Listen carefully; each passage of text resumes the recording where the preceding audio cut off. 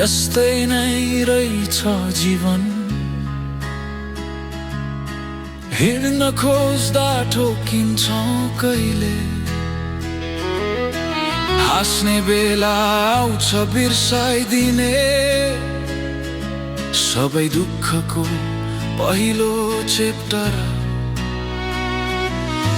कुनै बेला आँसुको धुन बज्छ, कुनै बेला खुसीको उज्यालो बन्छ।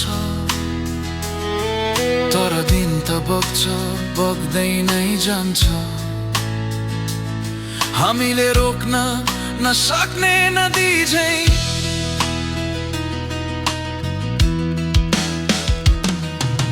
हिजोको थकानले छाया परे पनि आजको उत्साहले फेरि आँखा जगाउँछ।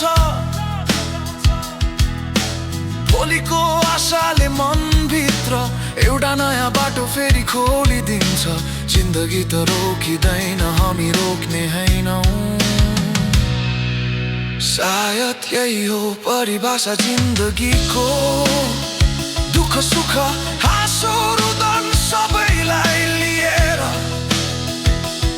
अगाडि बढ्ने यात्रा जस्तै तिमी डाउन भएका दिनहरू पनि हराएका सपनाको अङ्गालो हो।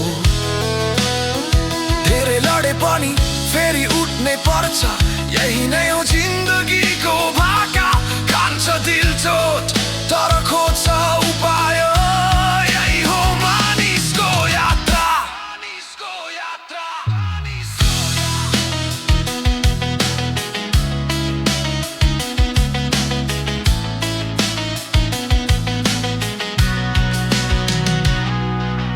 कहिले उज्यालो लाग्छ संसार, कहिले अँध्यारो भए झै लाग्छ। कहिले आफ्नै छाया कति ठुलो जस्तो, कहिले सूर्यसँगै हिरे जस्तो। कुन दिन केही हुँदैन जस्तो लाग्छ,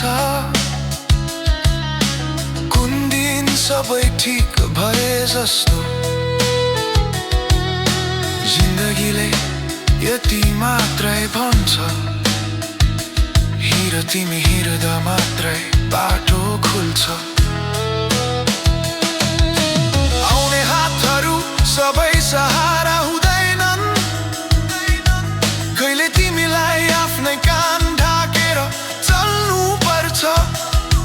कहिले तिम्रो आत्माको आवाज सबैभन्दा ठुलो हुन्छ। जिन्दगीले पढाउँछ कठोर पाठ, तर पनि लेख्छ तिम्रो नामको उज्यालो भाग। जसले भन्छ जित्ने मानिस होइन, नहराउने मानिस हो तिमी। यो हो जिन्दगीको परिभाषा, तिमी झुके पनि टुटिने पर्छ भन्ने होइन, तर फेरि उठ्ने मानसिक ताकत छ भन्ने हो। हरेक आँसु तिम्रो अस्तित्वको भाषा हो, हरेक आँसु तिम्रो जीवनको उज्यालो।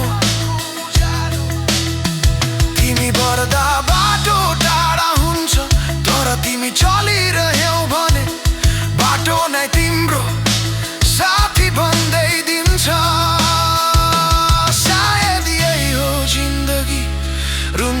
हाँस्दै सिक्दै उठ्दै आफ्नो गीत आफै बन्दै गाएको,